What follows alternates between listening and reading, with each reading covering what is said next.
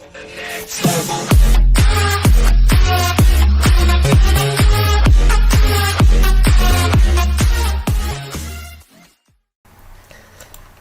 টিউটোরিয়ালে সবাইকে স্বাগতম। আজকের যে বিষয় সেটা হলো রেওয়া মিল। তাহলে প্রথমেই আমার জানতে হবে রেওয়া মিল কাকে বলে। তা দেখি রেওয়া মিলের সংজ্ঞা কি বলা হয়েছে। কোনো নির্দিষ্ট দিনে ক্ষতিগ্রস্ত হিসাব খাতগুলোর গাণিতিক নির্ভরতা যাচাই করার জন্য সকল হিসাব খাতের উদ্বৃত্তগুলোকে ডেবিট ও ক্রেডিট এই দুই ভাগে বিভক্ত করে একটি পৃথক কাগজে বা খাতায় যে বিবরণী প্রস্তুত করা হয় তাকে রেওয়া মিল বলে। রেওয়া মিল তৈরি করার নিয়ম: যত প্রকার খরচ, ক্ষতি, লোকসান, সম্পত্তি সব যাবে ডেবিট দিকে। অর্থাৎ যত প্রকার খরচ, ক্ষতি, লোকসান, সম্পত্তি সব যাবে ডেবিট দিকে। আর যত প্রকার আয়, দায়, প্রাপ্তি, সঞ্চিতি, ঋণ সব যাবে ক্রেডিট দিকে। তবে একটা সঞ্চিতি বাদে, সেটা হলো পাওনাদার বাট্টা সঞ্চিতি। যে কোন কোন ভুল রেওয়া মিলে ধরা পড়ে না? একতরফা ভুল আর দুই তরফা ভুল। একতরফা ভুল হলো যোগফলের ভুল, হিসাবের টাকার পরিমাণ লেখার ভুল, বিপরীত দিকে লেখার ভুল, হিসাবে দুইবার লেখার ভুল, হিসাবে বাদ পড়ার ভুল, দ্বৈত ভুল বা মিশ্র ভুল। দুই তরফা ভুল হলো সঠিক হিসাব শিরোনামের স্থলে ভুল, হিসাব খাতে ডেবিট বা ক্রেডিট করা ভুল, প্রাথমিক বই পরিবর্তনের ভুল, লেনদেনের লিপিবদ্ধকরণে বাদ পড়ার ভুল, পরিপূরক ভুল। প্রথম কতকগুলো ভুল আছে যেগুলো রেওয়া মিলে ধরা পড়ে, আর দ্বিতীয়ত কতকগুলো ভুল আছে যেগুলো রেওয়া মিলে ধরা পড়ে না। যেগুলো রেওয়া মিলে ধরা পড়ে: যোগ বিয়োগের ভুল ধরা পড়ে, প্রাথমিক বইতে খতিয়ানে লেখার ভুল ধরা পড়ে, খতিয়ান হতে রেওয়া মিলে লেখার ভুল ধরা পড়ে। যে সমস্ত ভুলগুলো রেওয়া মিলে ধরা পড়ে না সেইগুলো হলো করণিক ভুল বা নীতিগত ভুল। করণিক ভুল আবার দুই ভাগে ভাগ করা হয়েছে: বিশুদ্ধি আর হলো লেখার ভুল আর বেদাখিলা ভুল। পরিপূরক ভুল, এইগুলো করণিক ভুল। প্রথমে একটা তালিকা দেওয়া হলো রেওয়া মিলের কিছু এন্ট্রি এখানে দেওয়া হয়েছে, আমরা শিখব এটা আমাদের সূত্র অনুসারে কোন দিকে বসে। প্রথমে আসে মূলধন। মূলধন হলো যাতে ক্রেডিট, অর্থাৎ দায় বোঝায় বসবে হলো ক্রেডিট দিকে। আমি একটু আগে সূত্রে বলেছিলাম যত প্রকার খরচ, ক্ষতি, লোকসান সবগুলো হবে ডেবিট, আর যত প্রকার আয়, দায়, প্রাপ্তি, মুনাফা সব হবে ক্রেডিট। মূলধন হলো দায়, এই জন্য বসবে ক্রেডিট দিকে। প্রারম্ভিক মজুদ, এটা একদিকে খরচ একদিকে সম্পদও ধরা যায়, যেহেতু এটা প্রত্যক্ষ খরচের অন্তর্ভুক্ত হয় অতএব এটা ডেবিট। দালান কোঠা সম্পদ, এই জন্য ডেবিট। আসবাবপত্র সম্পদ ডেবিট। যন্ত্রপাতি সম্পদ ডেবিট।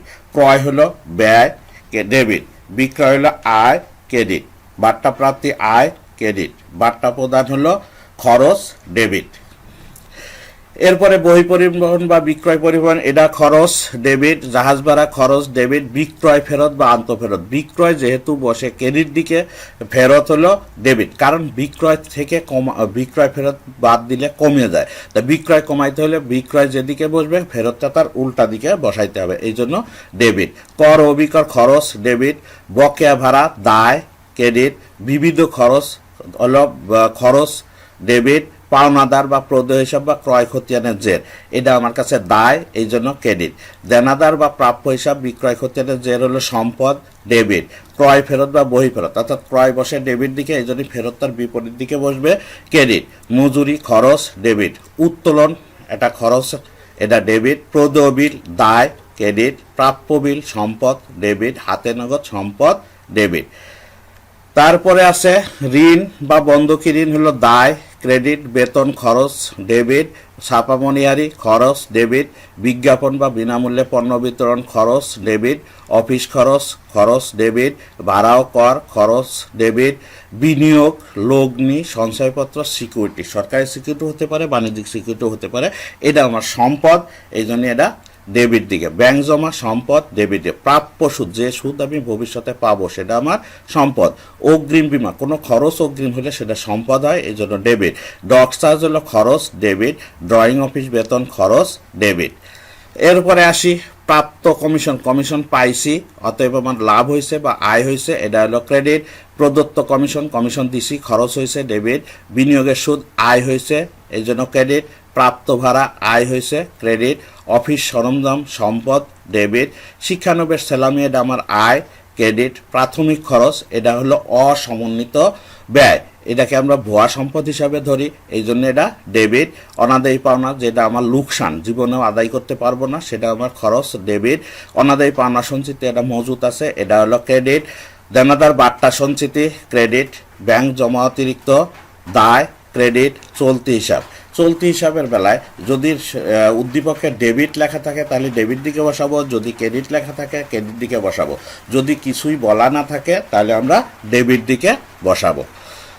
এরপরে আছে বিলম্বে পণ্য প্রেরণের ক্ষতিপূরণ, ক্ষতি ডেবিট। নগর শুল্ক খরচ ডেবিট। অডিট ফি খরচ ডেবিট। সুনাম সম্পদ ডেবিট। ভ্যাট প্রদান খরচ ডেবিট। আয়কর সঞ্চিতি, সঞ্চিতি থাকলেই ক্রেডিট। শেয়ার হস্তান্তর ফি হলো আয় ক্রেডিট। শিক্ষানবিশ ভাতা হলো খরচ ডেবিট। বিক্রয় বাট্টা ডেবিট। চালানি কারবারে প্রেরিত পণ্য সম্পদ ডেবিট। প্রদত্ত ঋণ সম্পদ ডেবিট। আয় হলো ক্রেডিট। এরপরে পণ্য খালাসের খরচ, খরচ ডেবিট। আমানতের সুদ হলো আয়, এটা ক্রেডিট। লভ্যাংশ আয় ক্রেডিট। ঋণপত্রের সুদ ব্যয় ডেবিট।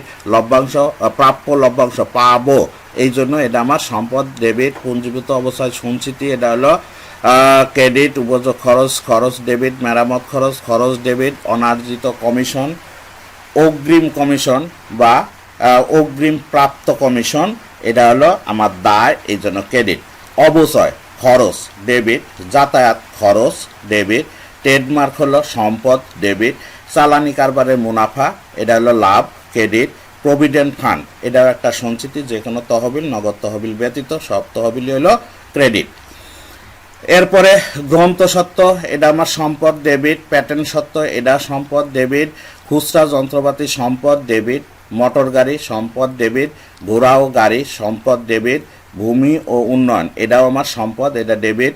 প্রাঙ্গণ উন্নয়ন সম্পদ ডেবিট। ইজারা সম্পত্তি এটাও সম্পদ ডেবিট। নিষ্কর সম্পত্তি সম্পদ ডেবিট। ভূমি জমি বা জমি সম্পদ ডেবিট। ডেলিভারি ভ্যান এটা সম্পদ ডেবিট। অগ্রিম বেতন, কোনো খরচ অগ্রিম দিলে সেটা আমার সম্পদ হয়, অর্থাৎ যতদিন আমি এর থেকে কোনো কার্য হাসিল করতে না পারবো, অর্থাৎ লাভ অর্জন করতে না পারবো বা সুবিধা ভোগ করতে না পারবো, ততদিন আমার এটা সম্পদ হিসাবে থেকে যাবে। অগ্রিম প্রদত্ত কমিশন এটাও আমার খরচ অগ্রিম, এটা সম্পদ। এরপরে আছে অগ্রিম মজুরি এটাও সম্পদ। অগ্রিম ভাড়া সম্পদ। অগ্রিম বিজ্ঞাপন সম্পদ। প্রাপ্য বাড়ি ভাড়া ভবিষ্যতে আমি পাবো, এটা আমার সম্পদ।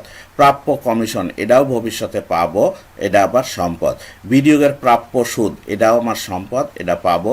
অগ্রিম প্রাপ্ত ভাড়া এটা আমার তাই, আমি অগ্রিম পেয়ে গেছি, তাকে এর সুবিধা না দিয়েই আমি টাকাটা গ্রহণ করেছি, এই জন্য আমার এটা দায়। অগ্রিম প্রাপ্ত সুদ এটাও দায়। অগ্রিম শিক্ষানবিশ স্যালারি দায়। বকেয়া মজুরি এটা হলো আমার দায়। বকেয়া বেতন দায়। বকেয়া সুদ দায়। বকেয়া ঋণের সুদ দায়। এরপরে আছে সঞ্চিতি তহবিল, সাধারণ সঞ্চিতি বা পেনশন তহবিল। একটু আগে বলে এসেছি যত প্রকার তহবিল শুধু নগদ তহবিল বাদ দিয়ে সবই হলো দায়, এই জন্য ক্রেডিট। আয়কর সঞ্চিতি এটাও ক্রেডিট। লভ্যাংশ সমতাকরণ তহবিল এটাও তহবিল, এটা দায়। বিমা তহবিল দায়। বিনিয়োগ সঞ্চিতি তহবিল দায়। সমন্বিত ক্রয় এটা আমার খরচ, এটা ডেবিট। তবে এখানে একটা কথা মনে রাখতে হবে যে যদি উদ্দীপকের সমন্বিত ক্রয় থেকে থাকে ওই ক্ষেত্রে প্রারম্ভিক মজুদ রেওয়ামিলের অন্তর্ভুক্ত হবে না, তখন সমাপনী মজুদ পণ্য অন্তর্ভুক্ত হবে। শুল্ক বা আমদানি শুল্ক খরচ ডেবিট। কারখানার ভাড়া খরচ ডেবিট। জ্বালানি বিদ্যুৎ পানি কয়লা গ্যাস খরচ এটা হলো ডেবিট। বিমা সেলামি খরচ ডেবিট। ডাক ও তার খরচ ডেবিট। মণিহারি খরচ ডেবিট। গুদাম ভাড়া খরচ ডেবিট। এরপরে আসে নিরীক্ষা ফি এটা হলো খরচ ডেবিট। ভ্রমণকারীর বেতন ও কমিশন খরচ ডেবিট। বিক্রয় প্রতিনিধির বেতন ও কমিশন এটাও ডেবিট। ম্যানেজারের কমিশন এটা খরচ ডেবিট। আইন খরচ খরচ ডেবিট। আপ্যায়ন খরচ খরচ ডেবিট। রপ্তানি শুল্ক এটাও খরচ ডেবিট। মূলধনের সুদ খরচ ডেবিট। উত্তোলনের সুদ হলো আয়, এই জন্য এটা ক্রেডিট। ব্যাংক চার্জ হলো খরচ ডেবিট। ব্যাংক জমাতিরিক্তের সুদ হলো খরচ ডেবিট। দান খয়রাত খরচ ডেবিট। বিবিধ ক্ষতি বা লোকসান এটা হলো ডেবিট। এরপরে আছে অনাদায়ী পাওনা আদায়। যদি আমি অনাদায়ী পাওনা হিসাবে লিপিবদ্ধ করেছি, অর্থাৎ এটা আমার লোকসান হয়ে গেছে বলে ধরেছিলাম, কিন্তু অনাকাঙ্ক্ষিতভাবে যদি এটা আদায় হয় বা পাওয়া যায়, এটা আমার লাভ, তখন এটা আমার ক্রেডিট। সুদ প্রাপ্তি, এটা আমার লাভ, ক্রেডিট। ব্যাংক জমার সুদ, আয়, এটা আমার ক্রেডিট। ক্রয় বার্তা, ক্রয় যে বসে ডেবিট দিকে, এই জন্যে ক্রয় বার্তা ক্রয় থেকে কমায়, এই জন্য ক্রেডিট দিকে। আয়কর, আয়করটা হলো আয়ের উপর কর, এটা আমার খরচ, এটা আমার ডেবিট। জীবন বীমা, এটা আমার উত্তোলনের সামিল, এটা খরচ, ডেবিট। প্রাপ্ত ভ্যাট পাইছি, এটা আমার ক্রেডিট। এই ছিল রেওয়া মিলের আমি যতটুকু সম্ভব সংগ্রহ করেছি সেগুলো ডেবিট এবং ক্রেডিটের একটা তালিকা। এরপরে আছে মুনাফা জাতীয় ব্যয়সমূহ। মুনাফা জাতীয় ব্যয়গুলি কি? মুনাফা জাতীয় ব্যয়গুলি হলো স্বল্প সময়ের জন্য ব্যয়, অর্থাৎ 1 বছর বা তার কম সময়ের জন্য যে ব্যয়গুলো হয়ে থাকে সেইগুলোকে আমরা বলি মুনাফা জাতীয় ব্যয়। কি কি আছে? পণ্য ক্রয়, বাট্টা প্রদান, বিক্রয়, পরিবহন, জাহাজ ভাড়া, কর ও অভিকর, বিবিধ খরচ। ক্রয় ফেরত, ক্রয় থেকে বাদ যাবে মজুরি, ক্রয় পরিবহন, বেতন, ছাপা মনিহারি, বিজ্ঞাপন, অফিস খরচ, ভাড়া ও কর, প্রদত্ত বাট্টা, ডক চার্জ, ড্রয়িং অফিস বেতন। অনাদায়ী পাওনা সঞ্চিত অনাদায়ী পাওনা থেকে বাদ দিতে হবে। বিলম্বে পণ্য প্রেরণের ক্ষতিপূরণ, নগর শুল্ক, অডিট ফি, ভ্যাট প্রদান, বিমা সালামি, শিক্ষানবিশ ভাতা, ঋণের সুদ, অবচয়, আমদানি ও রপ্তানি শুল্ক। তো এখানে আরও কিছু খরচ তালিকার মধ্যে দেওয়া আছে, সেগুলো এখানে মুনাফা জাতীয় আয় হিসাবে গণ্য হবে। মুনাফা জাতীয় ব্যয় থেকে প্রত্যক্ষ ও পরোক্ষ ব্যয় আলাদা করে দেখানো হলে, এখানে আবার মুনাফা জাতীয় ব্যয়কে 2 ভাগে ভাগ করা হয়েছে, একটা প্রত্যক্ষ আর একটা হলো পরোক্ষ। যেটা হলো সরাসরি ক্রয়ের সাথে জড়িত সেগুলোকে প্রত্যক্ষ বলা হয়, আর সরাসরি অফিসের সাথে জড়িত সেগুলোকে পরোক্ষ বলা হয়। মুনাফা জাতীয় ব্যয়, এই আগের ব্যয়গুলোই আমি এখানে নিয়ে আসছি। এইখান থেকে আমি 2 ভাগে ভাগ করব, একটা হলো মুনাফা জাতীয় প্রত্যক্ষ, একটা হলো মুনাফা জাতীয় পরোক্ষ ব্যয়। তো প্রত্যক্ষ ব্যয়ের মধ্যে আছে ক্রয় ফেরত, ক্রয় থেকে বাদ, ডক চার্জ, ড্রয়িং অফিস বেতন, নগর শুল্ক, মজুরি, ক্রয় পরিবহন, জাহাজ ভাড়া, আমদানি শুল্ক। তারপরে আছে পরোক্ষ ব্যয়, বাট্টা প্রদান, কর অভিকর, বিক্রয় পরিবহন, বিবিধ খরচ, বেতন, ছাপা মনিহারি, বিজ্ঞাপন, অফিস খরচ, ভাড়া ও কর, প্রদত্ত বাট্টা, অনাদায়ী পাওনা। অনাদায়ী পাওনা সঞ্চিতি অনাদায়ী পাওনা থেকে বাদ দিতে হবে। বিলম্বে পণ্য প্রেরণের ক্ষতিপূরণ, অডিট ফি, ভ্যাট প্রদান, বিমা সালামি, শিক্ষানবিশ ভাতা, ঋণের সুদ, অবচয়, রপ্তানি শুল্ক। মুনাফা জাতীয় আয় সমূহ। মুনাফা জাতীয় আয় হলো পণ্য বিক্রয় থেকে ফেরত, বিক্রয় থেকে বাদ যাবে, বাট্টা প্রাপ্তি, বিনিয়োগের সুদ, প্রাপ্ত কমিশন, প্রাপ্ত ভাড়া, শিক্ষানবিশ সালামি, শেয়ার হস্তান্তর ফি, উপভাড়া, অর্থাৎ আমরা যেগুলো পেয়ে থাকি, এই অর্থাৎ স্বল্প সময়ের জন্য 1 বছর বা তার কম সময়ের জন্য যে আয়গুলি হয় সেগুলোকে বলা হয় মুনাফা জাতীয় আয়।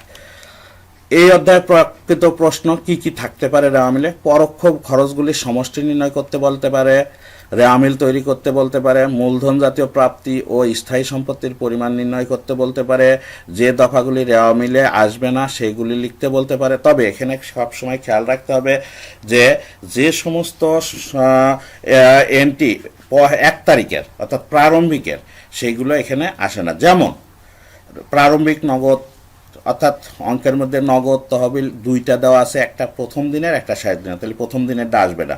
ব্যাংক জমা প্রথম দিনেরটা দেওয়া আছে, শেষ দিনেরটা দেওয়া আছে, প্রথম দিনেরটা আসবে না। দেন আদার সবগুলো এন্ট্রি এরকম প্রথম দিনের এন্ট্রি যদি হয় সেগুলো রেওয়া মিলে আসে না। আর একটা জিনিস মনে রাখতে হবে যে উদ্দীপকে যদি সমন্বিত ক্রয় থাকে তাহলে প্রারম্ভিক মজুদটা এই আসবে না দলে পড়বে, আর যদি সমন্বিত ক্রয় না থাকে তাহলে সমাপনী মজুদটা এই হিসাবের অন্তর্ভুক্ত হবে। মোট দায়ের পরিমাণ নির্ণয় করতে বলতে পারে, মালিকানা সত্ত্বের পরিমাণ নির্ণয় করতে পারে, মূলধন জাতীয় আয় ও মুনাফা জাতীয় ব্যয়ের পরিমাণ নির্ণয় করতে বলতে পারে, চলতি সম্পদ ও চলতি দায়ের পরিমাণ নির্ণয় করতে বলতে পারে, সমন্বিত ক্রয় নির্ণয় করতে বলতে পারে। তারপরে আর কিছু নাই। ধন্যবাদ সবাইকে, ধন্যবাদ সময় দেওয়ার জন্য। আমার এই ভিডিও যদি কারোর কোনো উপকারে লাগে তাহলে অবশ্যই সাবস্ক্রাইব করে রাখবেন যাতে পরবর্তী ভিডিও আপনার কাছে পৌঁছে যায়।